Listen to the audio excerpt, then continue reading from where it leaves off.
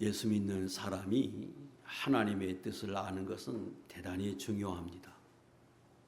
우리가 하나님의 뜻을 정확하게 분별하고 깨달아서 우리가 그렇게 산다면 하나님을 영화롭게 하고 하나님이 주신 진정한 의미에서 복을 받고 평탄하고 형통한 삶을 살 수 있기 때문입니다. 오늘부터 하나님의 뜻과 관련된 이 말씀들을 함께 살피면서 은혜를 나누려 하는데, 오늘은 그 첫 번째로 우리가 익히 아는 이 본문의 말씀을 통해서 다시 한번 상고하면서 은혜를 나누려 합니다. 18절에 보면 이것이 그리스도 예수 안에서 너희를 향하신 하나님의 뜻이니라, 이렇게 말씀하셔서 이 말씀은, 이 권면의 이 명령은 오직 예수 믿는 성도들에게 주신 것이고, 그리고 예수 안에, 믿음 안에 있는 사람이라면 마땅히, 지극히 당연히 이렇게 살아야 한다 하는 의미를 지닌 말씀입니다. 본문의 말씀을 정리하면 세 가지입니다. 첫째가 항상 기뻐하라, 이렇게 하나님이 말씀하십니다. 얼마나 많은 하나님의 뜻이 있을 것인데 그 중에 제일 먼저 일상적으로 강조하는 것 중에 첫 번째가 기뻐하라는 겁니다. 기뻐하되 항상 기뻐하라, 이렇게 말씀하신 것은 기쁠 때만 기뻐하는 게 아니고 슬플 때도, 또 고난이 있고 시련이 있고 일이 잘 안 될 때에도 그때도 기뻐해라. 언제 어디서나 어떤 상황 속에서 여건과 환경을 초월해서 기뻐해라. 이것이 예수 믿는 성도들에게 주신 하나님의 뜻이고 명령이기도 합니다. 그래서 신약성경에 보면 기뻐하라고 하는 이 말씀이 대단히 많이 있고, 기뻐하라는 정도가 아니라 항상 기뻐하라고 강조합니다. 빌립보 4장 4절 시작. 주 안에서 항상 기뻐하라. 내가 다시 말하노니 기뻐하라. 야고보 1장 2절 내 형제들아, 너희가 여러 가지 시험을 당하거든 온전히 기쁘게 여기라. 주 안에서 항상 기뻐해라. 내가 다시 말하노니 기뻐하여라. 사도 바울이 옥중에 있으면서 당부한 말씀입니다. 우리가 배운 것처럼 빌립보에는 기뻐하라는 말씀이 그 짧은 성경 안에 10번 이상이 기록되어 있습니다. 내가 다시 말하노니 예수 믿는 너희는 기뻐해라. 나도 옥중에 있으면서 기뻐한다. 함께 기뻐해라. 예수님의 육신의 동생 야고보도 온전히 기뻐하라, 이 말은 전심을 다해서 진심으로 기뻐하라는 거예요. 언제? 고난을 만나면, 시련을 만나면, 시험을 만나면 그때에 전심을 다해서 진짜로 기뻐하라고 우리에게 강조하십니다. 그리고 이것이 하나님의 뜻이기 때문에 예수 믿는 성도들에게 신약에는 보혜사 성령을 우리에게 주시고, 그 성령이 끊임없이 우리 안에서 샘솟는 물처럼 은혜를 주시는데, 그 은혜를 주시는 그 성령의 역사가 오늘도 이어지고 예수 믿는 사람에겐 다 허락하시는데, 그 성령의 역사로 맺어지는 9가지의 성령의 열매 중에 두 번째, 세 번째가 기쁨과 평안입니다. 사랑과 희락과 화평과 오래 참음과 자비와 양성과 충성과 온유와 절제, 이 9가지 열매 중에 제일 처음이 하나님을 사랑하고 그 사랑으로 성도를 사랑하는 것, 세상을, 이웃을 사랑하는 것, 이게 하나님의 뜻이고 하나님이 기뻐하는 바이고 성령의 역사에서 우리로 그렇게 하게 하십니다. 그리고 두 번째가 희락입니다. 기쁨. 내 안에서 역사하는 평안, 화평, 그리고 하나님이 주시는 깊은 곳에서 솟아나게 하는 이 기쁨이 성령의 역사입니다. 하나님의 뜻이기 때문에 실제로 성령이 우리에게 그렇게 역사하십니다. 그래서 성령이 충만한 사람은 환경과 여건과 그 모든 것을 초월해서 실제로 기뻐합니다. 사도행전 5장 41절 42절에 보면 초대교회 사도들이 성령의 충만함을 받았더니 두려워서 문을 걸어 잠그고 그 안에서 벌벌 떨던 그들이 담대하게 나가서 하나님의 말씀을 전하는데, 그 하나님의 말씀을 전하고 부활을 전한다고 하는 것 때문에 옥에 가두니까 그들이 두려워해서 그걸 그만두는 게 아니라 오히려 그렇게 고난 당하는 것을, 옥에 갇히는 것을 기쁘게 여기고 합당히 여기고 더 열심히 하나님의 말씀을 가르치고 전도하더라는 거예요. 왜 그런 일이 생기느냐? 실제로 성령의 충만함을 입으니까 환경을 초월해서 기쁨이 그들에게 솟아나게 하셨습니다. 그러므로 예수 믿는 사람은 기뻐해라. 아니, 성령이 너희 안에서 기뻐하도록 너에게 역사하지 않느냐? 그러므로 예수 믿는 사람은 기뻐하라는 겁니다. 그러면 왜 기뻐하라고 하시는가? 그 기뻐하라고 하시는 그 근거가 무엇인가? 어떻게 기뻐하라는 것인가? 첫째는 믿음으로 기뻐하라는 겁니다.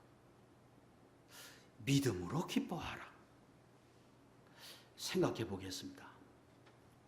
지금 신약 시대에 사는 저와 여러분은 예수 믿는 것 때문에 기뻐하라 그러면 기뻐하지요. 그리고 여러분도 다 그렇게 동의합니다. 그러나 실제로 기쁨이 그것 때문에 샘솟진 않아요. 그런데 이 당시에 신약 시대의 초대교회 때의 이방인들은 우리와 다른 기쁨을 누렸습니다. 그것은 구약의 이스라엘 백성들은 하나님의 특별한 사랑을 받고 은혜를 입은 사람인데, 그 사람들이 그 하나님의 은혜를 입기 위해서는 철저히 율법을 지켜야 했습니다.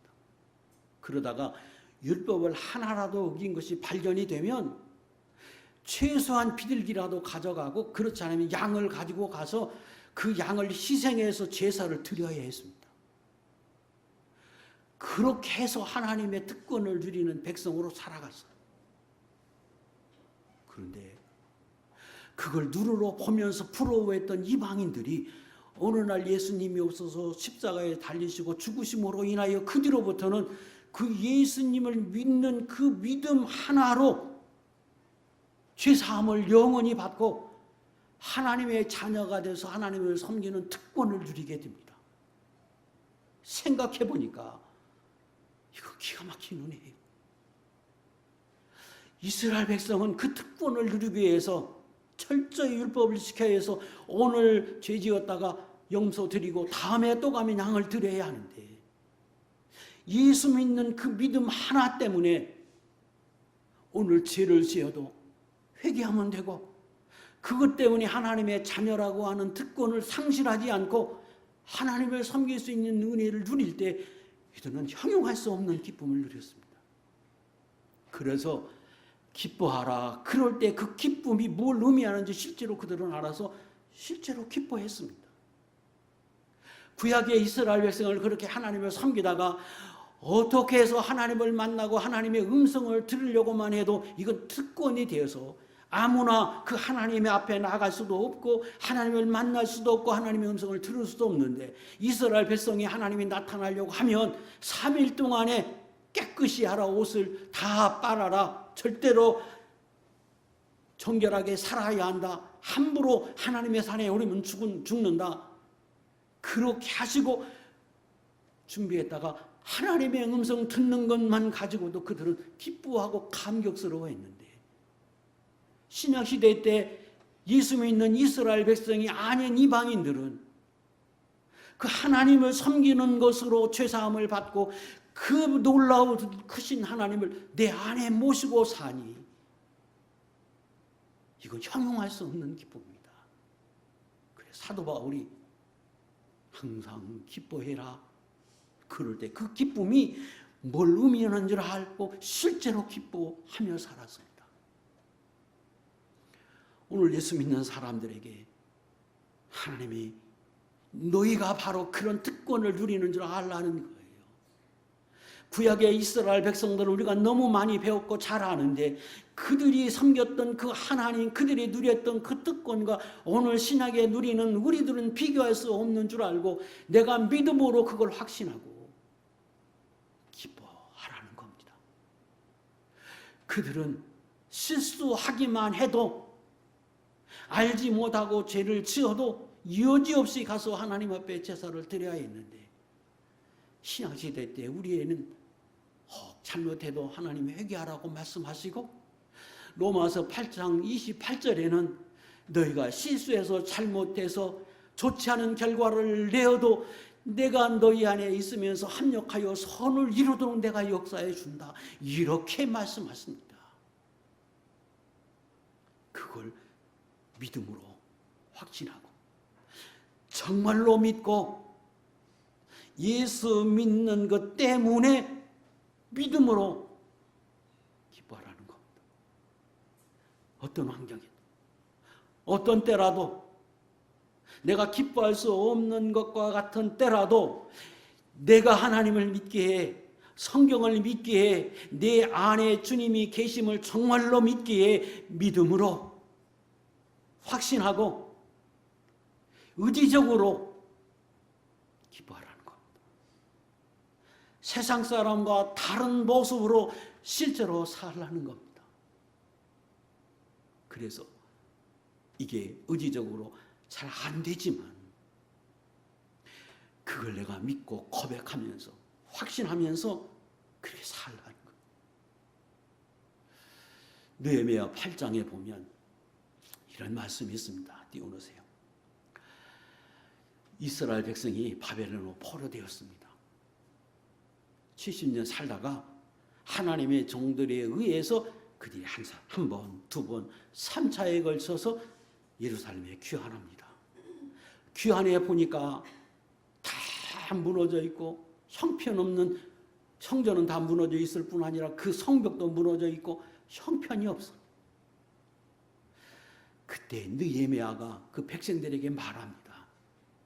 너희가 이전에 이스라엘 백성의 영광을 생각해보고 지금 하나님을 섬기는 지금의 모습을 바라볼 때 내가 기뻐할 수 없지만 그러나 바벨론에 있었던 너희를 하나님이 다시금 귀환하게 해서 오늘 하나님을 섬기는 이 자리에서 하나님을 섬기는 이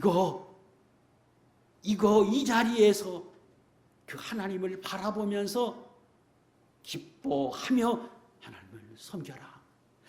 그것이 그 하나님 때문에 하나님을 믿음으로 내가 지금 이 환경에도 기뻐하면서 그렇게 하나님을 섬기면 그것이 믿음이 돼서 너에게 힘이다. 그것이 하나님을 믿는 믿음의 결과이고 믿음의 증거이기에 그걸 통해서 하나님이 너에게 힘을 주고 은혜를 주실 것이므로 기뻐하라고 그렇게 말씀하셔서 그들이 섬기는 그 제사 드리는 그때 오늘로 말하는 주일에 하나님을 섬기는 그때에 전심으로 마음을 다해서 기뻐하면서 그들은 하나님 앞에 제사를 드렸습니다. 오늘 예수 믿는 저와 여러분이 하나님을 섬길 때에 그렇게 하라는 겁니다. 환경을 바라보면, 생활을 바라보면, 내 처지를 바라보면 기뻐할 수 없다 할지라도 믿음으로 이스라엘이 하나님을 섬겼던 그 구약의 이스라엘과 오늘 신약의 우리가 하나님을 섬기는 우리에게 주신 그 특권이 얼마나 큰지를 다시 한번 생각하고 상고하면서 기뻐하라. 저는 오늘 예수 믿고 사는 저와 여러분이 언제나 믿음으로 실제로 기뻐하며 기뻐하도록 힘쓰며 사는 하나님의 종들이 될 수 있기를 주의 이름으로 축복합니다. 두 번째는 주 안에서 기뻐하라는 겁니다. 지금 방금 설명드린 대로 예수 믿는 사람은 하나님의 자녀가 됐고 실제로 성령을 소유하고 사는 사람이 됐습니다. 떠나가지 않고 내 안에 계시면서 합력하여 선을 이루며 은혜를 주시겠다 약속하신 그 은혜를 받고 삽니다. 그런데 꼭 알아야 할 것은 그러다 마땅히 기뻐하며 살아야 하는 건 맞는데 현재 하나님이 기쁘게 하는 삶을 살면서 기뻐하는 것이 의미가 있는 거지. 예수 믿는 사람이 돼서 내 안에 주님을 소유했다고 해서 그것 때문에 하나님을 노하게 하는 삶을 살면서도 기뻐하는 건 이건 아닙니다. 그래서 항상 기뻐하라는 말은 뒤에 전제가 있어요. 주 안에서. 주 안에서 믿음으로 살면서 기뻐하라는 거예요. 내가 내 삶을 바라볼 때 그래 하나님이 기뻐하는 삶이 이거야. 믿음의 자리가 이거야. 하나님이 이것을 내게 명하셨고 이것을 내가 해야 하는 일이야. 그렇게 살면서 그러면서 기뻐해야지. 그걸 떠난 삶, 그걸 돌아보지 않고 믿음 안에 있지도 않는데 예수 믿는다고 하는 것 때문에 기뻐하는 건 아니에요. 출애굽기 32장 33절에 보면 우리가 아는 것처럼 이스라엘 백성들이 모세가 산에 올라가니까 두려워하면서 아론을 충동질해서 금송아지를 만들어서 그들이 섬깁니다. 그리고 기뻐하면서 춤을 추면서 하나님 앞에 제사할 때 하나님 산 위에서 모세에게 말씀하시면서 또 하십니다. 우리의 모습이 그러면 안 된다는 거예요. 주 안에서 살면서 마땅히 의지적으로 믿음으로 기뻐해야 한다. 기뻐하라. 두 번째, 주 안에서 기뻐하라. 그 말은 내가 믿음 안에 살면서 기뻐하는 거예요.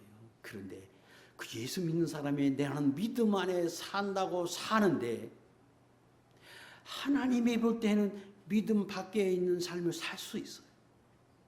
그래서 여기서 말씀하는 것은 보편적으로 믿음 안에 살면서 기뻐하라는 말씀인데 그 진정한 의미는 내주하시는 그 주님의 안에서 그 주님이 주시는 평안을 가지고 기뻐하라는 거예요.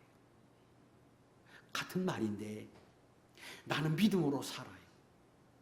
그런데 네 안에 계신 주님은 너하고 계실 수 있잖아요. 이스라엘 백성처럼. 나는 지금 하나님 앞에 믿음을 지키고 열심히 산다고 살고 이것이 옳다고 여기고 사는데 내 안에 계신 하나님이 볼 때는 아니야 그럴 수 있잖아요. 그래서 그걸 어떻게 하느냐? 내주하시는 그 주님이 내 안에서 기뻐하고 평안을 주시는 그 평안을 가지고 나도 평안을 누리면서 기뻐하라는 거예요. 예수 믿는 사람이 내가 옳지 못한 생활을 하면 마음이 두렵잖아요. 평안을 느끼지 못하잖아요. 거기다가 기도하는 사람이라면 하나님이 기뻐하지 않는 삶을 살면서 절대 기도가 되지 않아요. 기도 중에서 화평을 얻지 못해요. 기도하면서 새 힘을 얻지 못해요. 그래서 주 안에 기뻐하라는 말은 주님과의 끊임없는 교제를 통해서 내 안에 계신 주님이 기뻐하고 그 주님이 내게 주시는 평안을 누리면서 내가 믿음 안에 살면서 기뻐하라는 겁니다. 그러면 마땅히 하나님이 기뻐하셔서 새 힘을 주고 은혜를 주고 평탄한 삶을 주고 또 그 필요에 따라서 채워주지 않겠습니까? 그래서 강조하는 게 주 안에서 기뻐하라는 겁니다. 다시 띄워보세요. 빌립보 3장에 있고 빌립보 4장에 있고 빌립보서에 많이 있습니다. 아니 오늘 본문에도 그리스도 안에서 기뻐하라 같은 말이에요. 나의 형제들아 주 안에서 기뻐하라. 주 안에서 항상 기뻐하라. 내가 다시 말하노니 기뻐하라. 범사에 감사하라. 이것이 그리스도 예수 안에서 너희에게 향하신 뜻이 믿음 안에서 기뻐하고 믿음 안에서 기도하고 믿음 안에서 감사하고 이것이 하나님의 뜻입니다. 그리스도 안에서 그분이 주시는 평강을 가지고 그 안에서 기뻐하며 살라고 말씀하십니다. 그러면 마땅히 어떤 결과를 얻느냐? 약속하신 평강을 은혜를 얻고 약속하신 하나님의 은혜를 주십니다. 시편 37편 4절 또 여호와를 기뻐하라 같은 말이에요. 믿음 안에서 예수 그리스도 하나님이 내 안에 주시는 평안함을 가지고 기뻐하심으로 너도 기뻐하며 살라. 그러면 내가 가지는 소원을 하나님이 이루어 주신다고 말씀하십니다. 마땅하지 않아요? 시편 84편 우리가 잘 아는 그 5절의 말씀도 마찬가지입니다. 내 안에 하나님 주신 평강이 있어서 평안이 있어서 하나님과의 기도의 교통이 있고 또 대로가 열린 사람, 막힘이 없는 그 사람에게는 복이 있다. 왜? 하나님과 나의 막힘이 없고 하나님이 기뻐하는 삶을 사는 증거이기 때문에 하나님의 그 삶에 은혜를 주신다고 설명하십니다. 이것이 하나님이 예수 믿는 사람에게 첫 번째 강조하는 하나님의 뜻입니다. 너희가 예수 안에서 믿음 안에서 항상 기뻐하는 삶을 살라. 그 기쁨이 너의 기쁨이 아니라 내 안에 계신 그 주님으로 주시는 평안과 그 기쁨을 가지고 너도 기뻐하라. 어떤 환경 중에도 그걸 누리면서 그 하나님 앞에 기뻐하며 살라. 그것이 하나님의 뜻이고 그렇게 살기만 하면 내가 채우시고 내가 은혜 주신다고 설명하십니다. 이 기뻐하라는 이 의미를 바로 깨닫고 우리 교회에 출석하는 저와 여러분은 살면서 평생에 하나님이 예수 믿는 성도들에게 주시는 첫 번째 제일 중요한 하나님의 뜻이 예수 안에서 항상 기뻐하는 것이다. 이걸 이루면서 그렇게 살아가는 복 있는 종들이 될 수 있기를 다시 한번 축복합니다. 두 번째는 쉬지 말고 기도하라는 겁니다. 그런 생각을 가지게 되겠지요. 아니 예수 믿는 사람은 예수님이 내 안에 계시고 그분이 우리 안에서 끊임없이 역사하고 떠나가지 않고 인도해 주시니까 합력하여 선을 이루어 주시니까 우리의 기도를 들어주시니까 항상 믿음으로 기뻐하라고 그러면 왜 기도하되 쉬지 말고 기도하라고 하시는가? 아니 그렇게 하지 않아도 하나님이 다 알아서 주실 것인데 왜 기도를 그렇게 강조하시고 쉬지 말라고 기도하라고 하시는 것인가? 이 부분도 우리가 정확하게 깨달아야 할 필요가 있습니다. 너무 잘하는 말이고 다 알아요. 다 외워요. 그러나 왜 그렇게 강조하는지는 잘 이해하지 못하는 경우가 있습니다. 첫 번째, 쉬지 말고 기도하라고 하는 이유는 기도라고 하는 것은 영적 호흡과 같기 때문입니다. 영적 호흡이라는 말도 많이 들었어요. 이게 도대체 뭘 의미하는지 좀 쉽게 설명해 보겠습니다. 아버지가 있으면 어머니가 계시고 그 두 분 사이에 자녀가 생깁니다. 그리고 한 집에 삽니다. 그러면 필연적으로 그 한 가족은 대화합니다.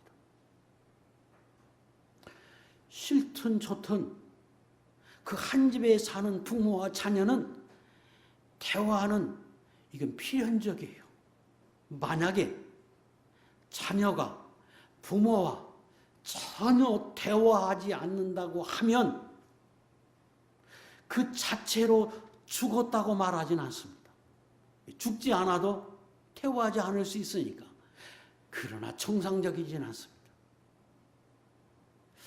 예수 믿는 사람은 우리 안에 하나님을 소유했는데 그 하나님은 영적으로 나를 낳으신 분입니다. 요한일서 5장 1절, 그러니까 여러 번 해서 하나님은 나를 낳으셨어요. 우리가 어떻게 하나님 앞에 나와서 새 사람이 되었느냐? 믿음으로, 진리와 성령으로 예수 그리스도를 믿음으로 인해서 하나님께 낳은 사람들이에요. 그래서 다 예수 안에, 하나님 안에 다 한 형제와 같아요. 그러므로 영적으로는 우리 안에 계신 그 중생한 영은 나를 낳으신 하나님과 필연적으로 대화해야 해요.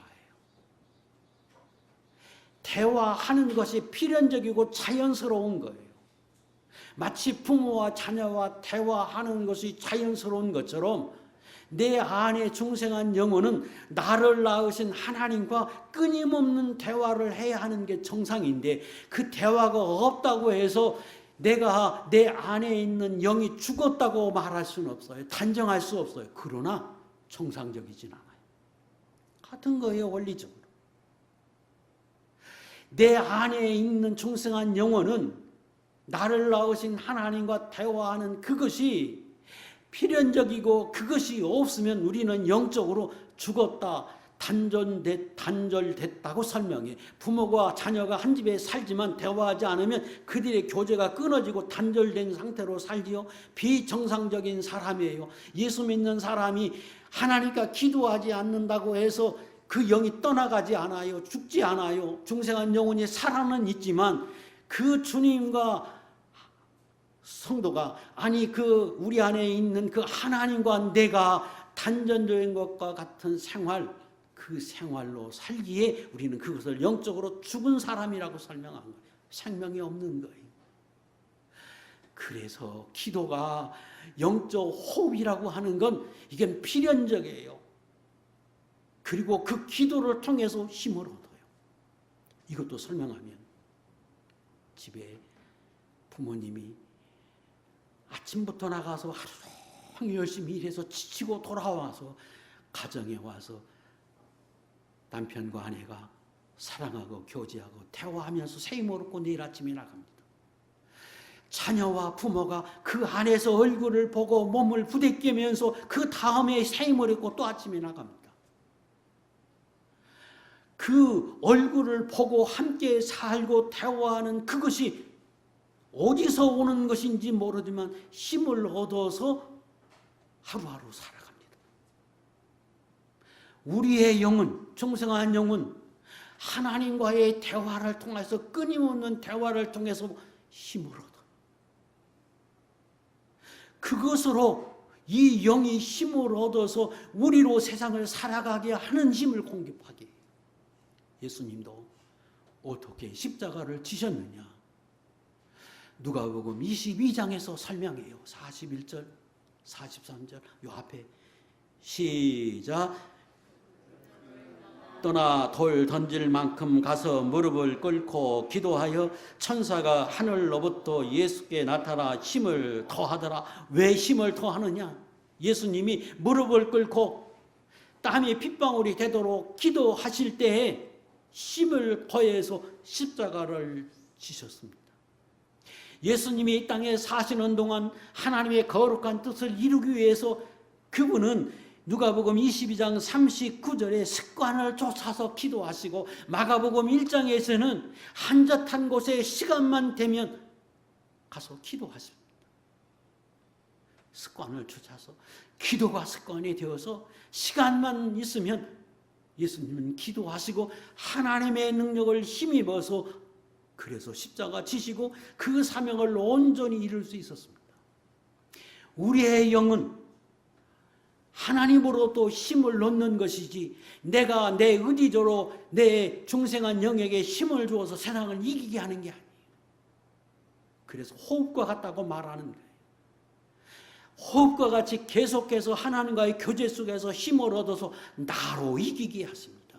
세상을 이기게 하십니다. 그래서 예수님이 마태복음 26장 40절 41절 제자들에게 오사 그 자는 것을 보시고 베드로에게 말씀하시되 너희가 나와 함께 1시간도 이렇게 깨어 있을 수 없더냐 시험에 들지 않게 깨어 기도하라 마음이 모니로되 육신이 약하도다고 말씀하십니다.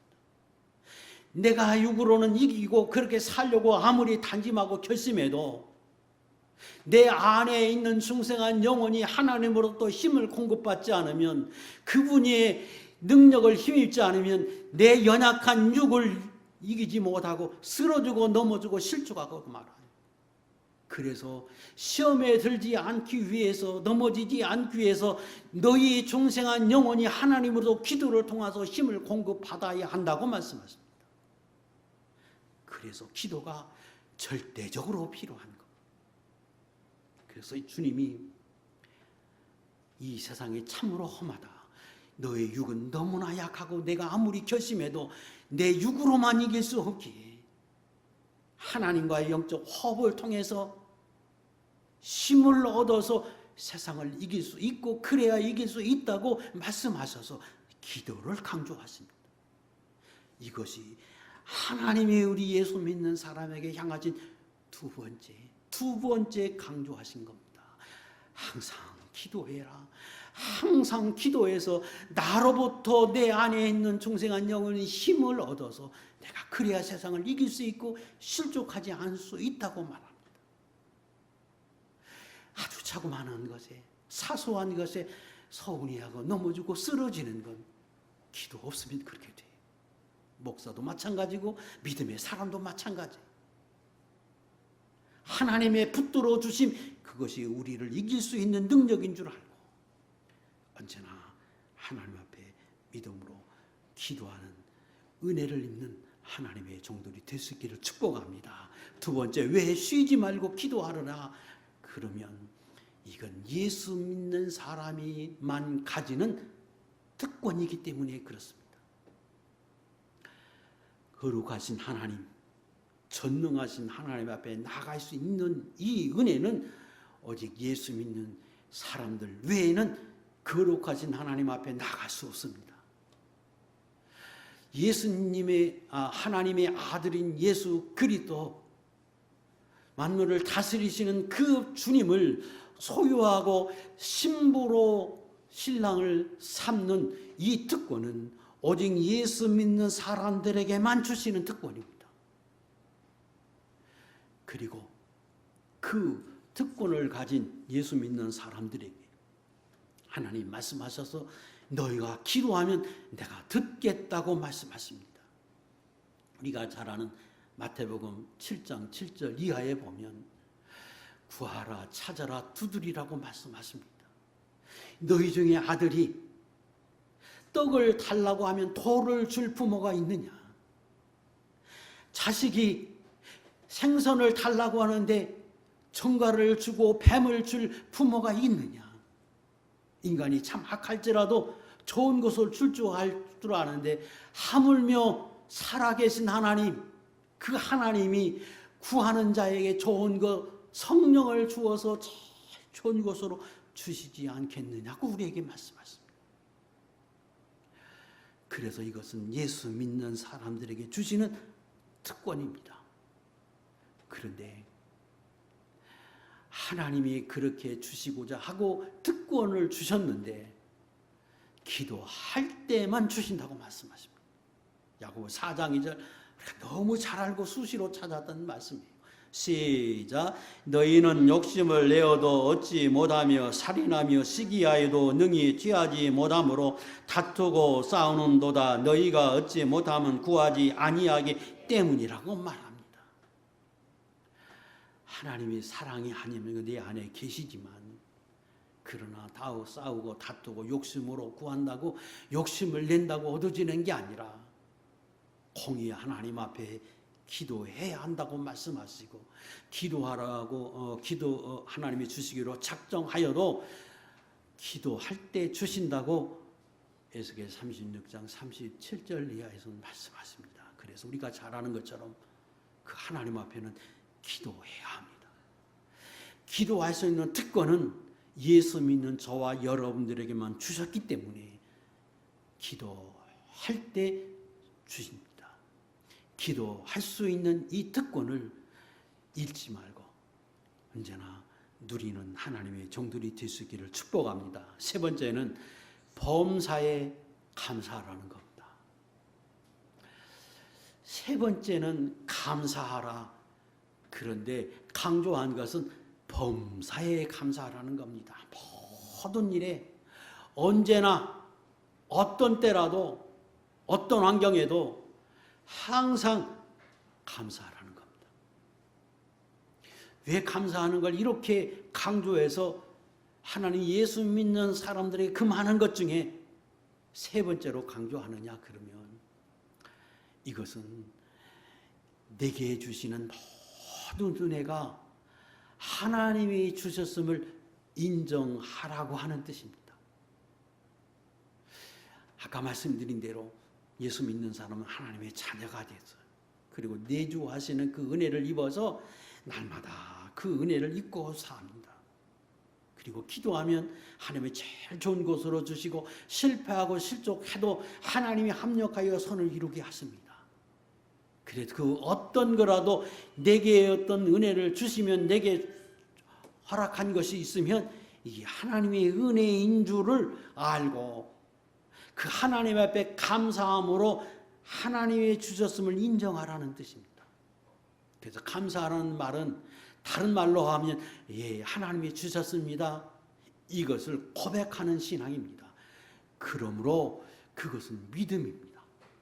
믿음으로 하지 않으면 절대로 하나님 앞에 감사할 수 없기에 믿음으로 하나님의 주셨음을 알고 범사의 모든 일에 감사하라는 뜻입니다. 두 번째는 내게 주신 것이 내게 원하는 것과 다르고 내가 바라는 것과 달라서 좀 섭섭한 것이 있고 내가 원하지 않는 것이라고 해도 하나님은 제일 좋은 곳으로 두셨고 합력하여 선을 이루실 줄로 알고 이것이 더 좋은 것인 줄 알고 믿음으로 하나님 앞에 감사하라는 뜻입니다. 그러므로 하나님은 은혜를 주셨다, 주실 것이다. 하나님이 주신 것은 합력하여 선을 이루게 주실 것이고 앞으로 응답해 주실 것이고 더 잘되게 역사해 주실 것이다. 이걸 믿음으로 고백하면서 믿음으로 확신하면서 하나님 앞에 믿음으로 고백하고 감사하라는 뜻입니다. 그래서 내가 믿음으로 감사하는 것은 하나님을 지극히 영화롭게 합니다. 하나님을 지극히 기쁘시게 하는 것 중에 하나가 모든 일에 범사에 하나님께 감사하는 겁니다. 그것은 하나님의 주심을 인정하고 그리고 그것이 내 마음에 들지 않아도 하나님이 더 잘되게 할 줄로 합력하여 선을 이루게 하실 줄로 믿고 감사하기에 그것이 신앙이 되어져서 하나님을 기쁘시게 합니다. 시편 50편 23절 감사로 제사를 드리는 자가 나를 영화롭게 하나니. 그래서 실제로 내가 그렇게 믿음으로 감사하기만 하면 합력하여 선을 이루고 그 어떤 거라도 좋은 곳으로 주실 줄 알고 좋게 역사해 줄 줄로 믿고 감사하기만 하면 그것이 믿음이 돼서 하나님이 더 큰 축복을 받게 합니다. 누가복음 17장 16절 이하에 있는 말씀인데 띄워놓으세요. 우리가 잘 아는 말씀입니다.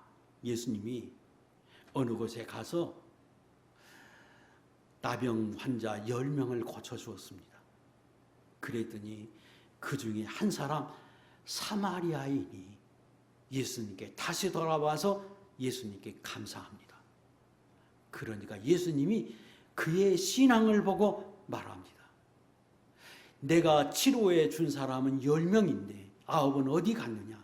그리고 너만 나에게 와서 감사하느냐고 예수님이 나 9을 책망하시면서 그에게 말씀하기를 일어나 가라.